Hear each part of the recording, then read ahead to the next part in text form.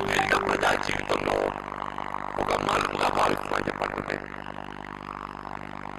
మన వాస్తవంగా ఏదైతున్నదో నా ప్రజా జీవితం పంచాయతీ సమితి అధ్యక్షుడిగా ఆరంభింపబడి 6 పర్యాలు జగిత్యాల గడ్డ మీదకెళ్ళి శాసనసభ్యుడిగా ఎంపికై 1 పర్యాయం శాసన మండలి సభ్యుడిగా ఎంపికై మీ అందరి యొక్క అండదండలతో ఆశీర్వచనాలతో ఈ స్థాయికి ఎదిగి మరి ఈరోజు ఏదైతుందో మరి ఇంతవరకు ఉన్నట్టుగా పార్టీ కాంగ్రెస్ పార్టీ నా పట్ల చూపెట్టే వివక్షత సుదీర్ఘ కాలం ఏదైతుందో 4 దశాబ్దాల పైగా ఆనాడు కాంగ్రెస్ పార్టీ బలోపేతం కొరకు వాస్తవంగా మిత్రులు పెద్దలు కేసీఆర్ గారు ఏదైతుందో 99లో టీఆర్ఎస్ పార్టీ ఆవిర్భావ సందర్భంగా తెలంగాణ రాష్ట్ర ఏర్పాటు మనందరి ఆకాంక్ష మనం కలిసి మరి ప్రయాణం చేయాలని చెప్పని వారు పేర్కొన్నప్పటికీ కూడా ఏదైతుందో ఒక క్రమశిక్షణ గల కార్యకర్తగా ఆనాడు ఏదైతుందో నేను కాంగ్రెస్ పార్టీలో కొనసాగడం జరిగింది.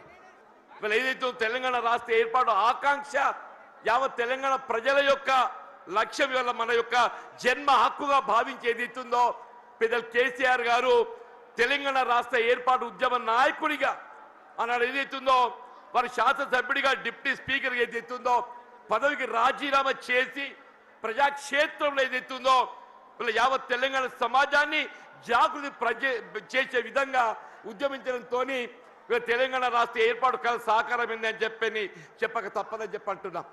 అటువంటి యొక్క కేసీఆర్ గారి యొక్క నాయకత్వంలో వీళ్ళ వాస్తవంగా మరి నేను ఎదుర్కొంటున్నటువంటి యొక్క మానసిక ఇబ్బందుల దృష్ట్యా మరి వారు ఏదైతుందో పెద్ద మనసుతో నాకు చేయూతనిచ్చిండ్రు. మరి పెద్ద మనసుతో నాకు చేయూతనిచ్చి ఏదైతుందో ఇలా ఒక ఉద్యమ రథసారథిగా బీఆర్ఎస్ పార్టీలో చేరి ఇలా తెలంగాణ రాష్ట్ర ఏర్పాటు వాస్తవం వారు దశాబ్ద కాలం 2 పర్యాయాలు ముఖ్యమంత్రి ఏదైతుందో తెలంగాణ రాష్ట్రాన్ని వీళ్ళ జాతీయ స్థాయిలోనే కాకుండా అంతర్జాతీయ స్థాయిలో దాన్ని నిలబెట్టడం జరిగింది. మరి అటువంటి ఒక రాష్ట్రం ఏదైతుందో ఆనాడు కాంగ్రెస్ పార్టీ ఇవాళ ఏదైతుందో ఒక ఇంకా మెరుగైన రీతిలో పాలన ఇవ్వడం జరుగుతుందని చెప్పినటువంటి భావన ఆశల పల్లకిలో ఊరిగింప చేయడంతో ఏదైతుందో మరి మొన్నటి 23 ఎన్నికల్లో కాంగ్రెస్ పార్టీ అధికారానికి వచ్చింది. కానీ వాస్తవంగా జరిగింది ఏంటి అనేది మనం ఒకసారి ఆలోచన చేయాలని చెప్పి అంటున్నాను. వారు ఆరంభించిన పథకాలకు ఇవాళ వాటికి ఏదైతుందో మెరుగైన రీతిలో దాన్ని అమలు చేయడం పక్కన పెట్టండి. అసలు కార్యక్రమాలు ఏదైతుందో అమలు మర్చిపోయే విధంగా ఇవాళ ఏదైతే రైతాంగం ఈ దేశానికి అన్నం పెట్టే రైతు వెన్నెం కాని చెప్పి అంటున్నాం. అటువంటి రైతుకి ఏదైతుందో ఒకప్పుడు శిస్తు చెల్లించేది ఉంటుండే. ఆ శిస్తు చెల్లింపు ఏదైతుందో ఆనాడు ఎన్టీ రామారావు టీడీపీ ప్రభుత్వ హయాంలో దాన్ని రద్దు చేస్తే వీళ్ళ కేసీఆర్ గారు ఏదైతుందో వీళ్ళ దేశంలోనే కాదు అంతర్జాతీయ స్థాయిలో కూడా పెట్టుబడి సమకూర్చే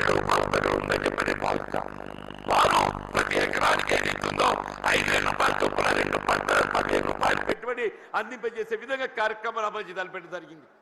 ఇవాళ కాంగ్రెస్ పార్టీ వస్తే 15,000 ఇస్తామని చెప్పామే. ఇలా 15,000 కాదు కదా, అసలు 10,000 అమలు 3 పంటలు కోల్పోయినామని చెప్పి అంటున్నాం. ఇలా రబీ పంటకు వచ్చిందే మనం అందరం గమనిస్తున్నాం. ఇలా 1 ఎకరానికి ఇచ్చారు అంటున్నారు 6,000 రూపాయలని చెప్పని. ఇలా 2వ పంట కేసీఆర్ గారి వాళ్ళ జగిత్యాల పట్టణాలకు వస్తుందని చెప్పని ఇలా ఏదైతే 2వ ఎకరా కూడా మేము ఇస్తామని చెప్పని మళ్ళీ ప్రకటన చేయడం జరిగిందని చెప్పి అంటున్నాం. మనం ఏ కార్యక్రమాన్ని తీసుకున్నా చెప్పంటున్నాను నేను. కళ్యాణ లక్ష్మి ఆడబిడ్డల పెళ్లికి తోడ్పడే విధంగా ఏదైతున్నదో వారు 50,000 నుండి ఆరంభింపజేసి 1,00,000 రూపాయల ఆర్థిక సాయం అందింపజేయడం చెప్పంటున్నాం. కాంగ్రెస్ పార్టీ ఏదైతుందో తులం బంగారం జోడిస్తామని చెప్పన్నారు. మరి తులం బంగారం ఏమైందో మరి ఎవరికైతే కళ్ళ రాలేదని చెప్పంటున్నాను. మీరు ఏ కార్యక్రమం తీసుకోండి చెప్పండి. రైతు బీమా పథకం అని చెప్పంటున్నాను. మీరు ప్రసూతి వైద్య సదుపాయం కొరకు ఏదైతుందో ఒక తల్లికి అండగా నిలవాలి, పాపకు అండగా నిలవాలని చెప్పని కేసీఆర్ కిట్ అమలు చేసి తలపెట్టడం చెప్పంటున్నాను. ఇలా బలహీన వర్గాలకు అండగా నిలిచే విధంగా అది ఏ వర్గమే కానివ్వక మరి తోడు నిలిచే విధంగా కార్యక్రమాలు అమలు చేసి తలపెట్టడం జరిగిందని చెప్పంటున్నా. మరి అటువంటి ఒక నాయకుడు మరి బీఆర్ఎస్ పార్టీ అధ్యక్షుడు తెలంగాణ రాష్ట్ర ఏర్పాటు ఉద్యమ నేత ఆధ్వర్యంలో ఏదైతుందో ఇవాళ నేను ఏదైతుందో బీఆర్ఎస్ పార్టీలో చేరి వారి నాయకత్వం పనిచేసే అవకాశం నాకు కల్పించినందుకు ఏదైతుందో నేను వారికి హృదయపూర్వకంగా ధన్యవాదాలు చెప్తామని చెప్పంటున్నాను. మరి ఏదైతుందో వాస్తవంగా ఇవాళ వేదిక చూస్తుంటే మా మిత్రుడు రమణ గారు గతంలో ఈ ప్రాంతాన్ని ప్రాతినిధ్యం వహించిన శాసనసభ్యుడిగా పార్లమెంట్ సభ్యుడిగా ఎంపికైండు, శాసన మండలి సభ్యుడు కొనసాగుతుండు. ఇలా వారితో కలిసి పనిచేసే ఒక ప్రయాణం చేసే అవకాశం నాకు లభించాలని చెప్పంటున్నాం. సోదరి దావ వసంత గారు వీళ్ళకి జగిత్యాల జిల్లా మొట్టమొదటి జిల్లా ప్రజా పరిషత్ అధ్యక్షురాలిగా ఈ ప్రాంతానికి సేవలు అందించిందని చెప్పి అంటున్నా. మా మిత్రుడు గంగుల కమలాకర్ గారు గతంలో మంత్రివర్గిగా కరీంనగర్ శాసనసభ్యుడిగా సేవలు అందించిందని చెప్పి అంటున్నా.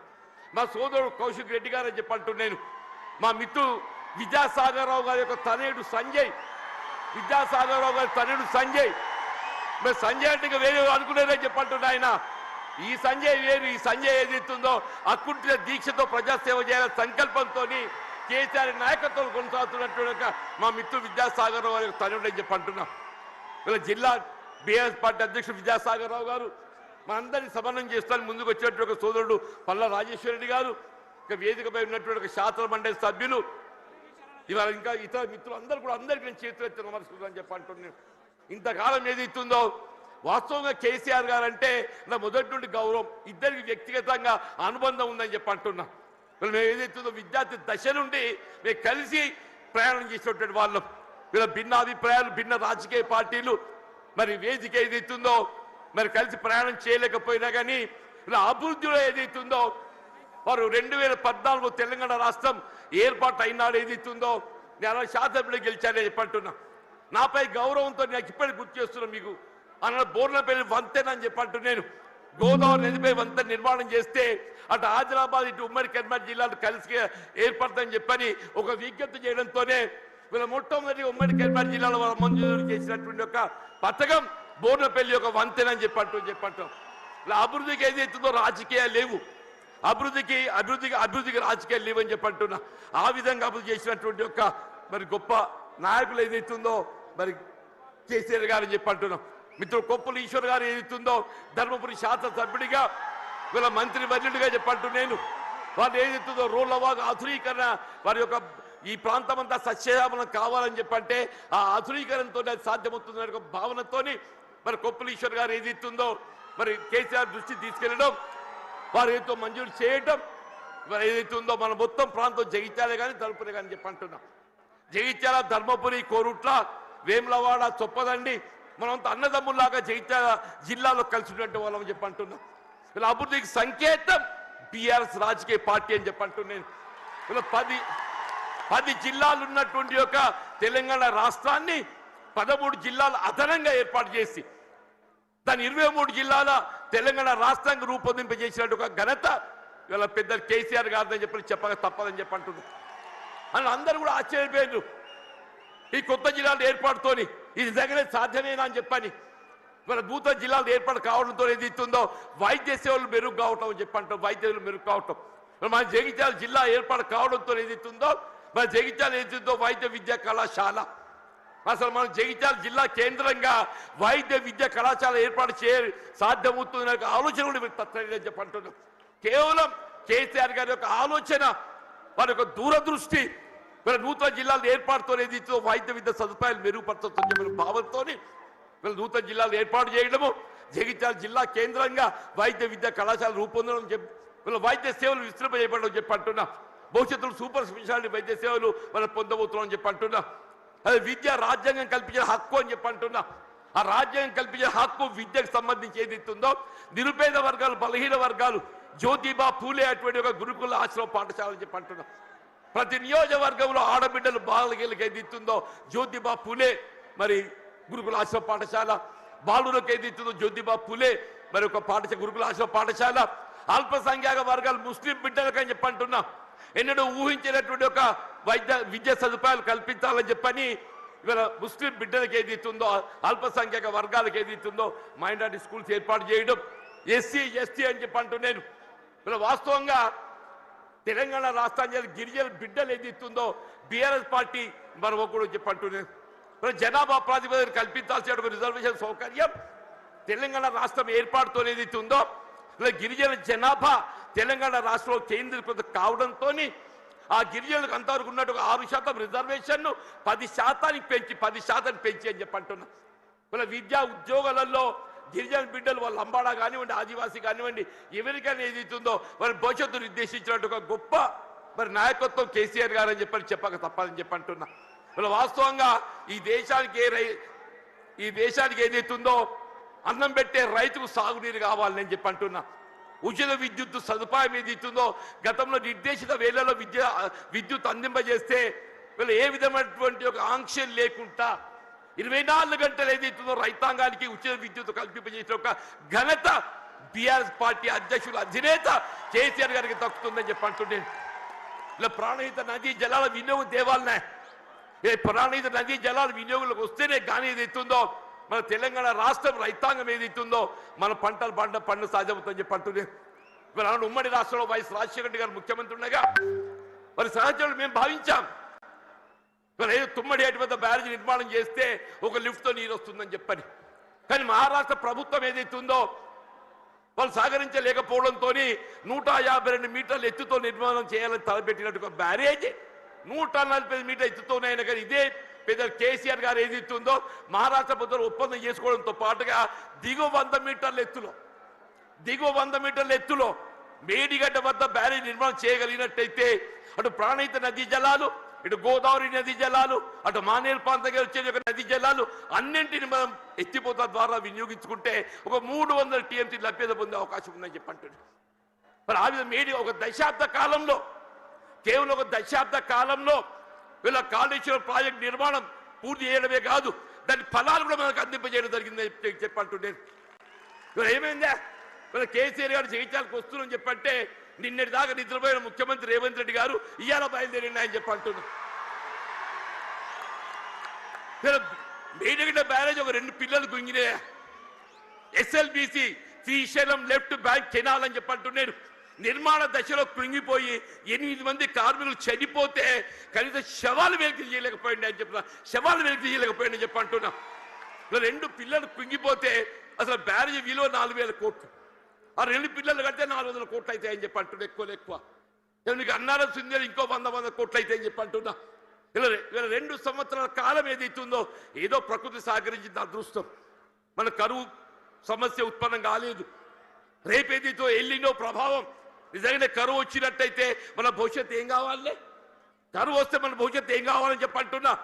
అదే పెద్దలు కేసీఆర్ గారు ఏదైతే జగిత్యాల పట్టణానికి వస్తున్న సందర్భంగా రేవంత్ రెడ్డి ఏదైతుందో నిద్ర లేచినట్టు నటిస్తుందని చెప్పి అంటున్నా. ఇక తుమ్మడి అంటే వేరే అటే పోయిందా, నీకు నిజంగానే సిన్సియారిటీ ఉంటే ఇవాళ 3 సంవత్సరాలు గడుస్తుందా తుమ్మడి బ్యారేజ్ నిర్మాణం చేయగలుగుతావు కదా, ఎందుకు చేయలేకపోయినా చెప్పి అంటున్నాను. వీళ్ళు నిన్నటి వరకు ఏదైతుందో వీళ్ళు ఏ కాళేశ్వరం కూళేశ్వరం మాట్లాడిండే, అదే కాళేశ్వరం అదే మేడిగడ్డ ఏదైతుందో మన భవిష్యత్తు ఏదైతుందో మనకేది అండగా ప్రాజెక్టే మేడిగడ్డ కాబోతుందని చెప్పి అంటున్నాను. ఇలా మన భవిష్యత్తు రైతాంగమే కానీ ఇలా త్రాగునీటి సదుపాయమే కానీ పారిశ్రామిక అవసరాలే కానీ హైదరాబాద్ త్రాగుండే అవసరాలే కానీ అన్నింటికి ఏదైతుందో అదే మేడిగడ్డ మనకు జీవనాధారం కాబోతుందని చెప్పి అంటున్నాను.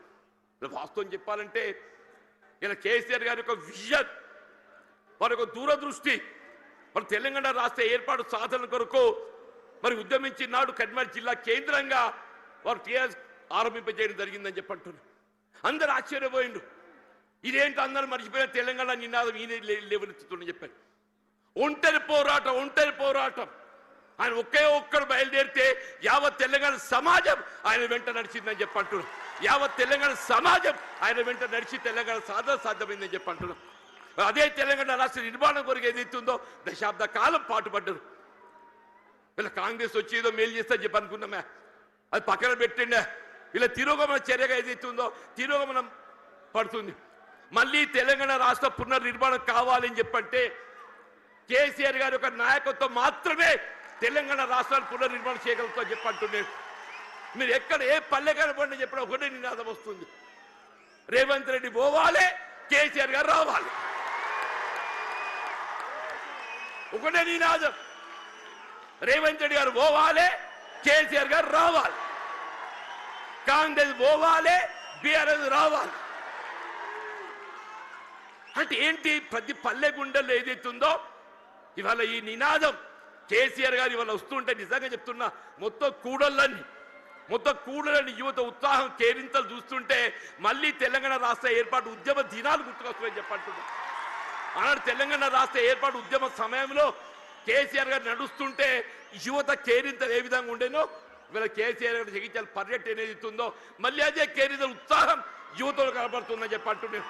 వీళ్ళు అదే కేసీఆర్ గారి యొక్క నాయకత్వం తెలంగాణ రాష్ట్ర పునర్నిర్మాణానికి వీళ్ళు మనకి ఏకైక నాయకత్వం కేసీఆర్ గారు అని చెప్పక తప్పదని చెప్పంటున్నారు.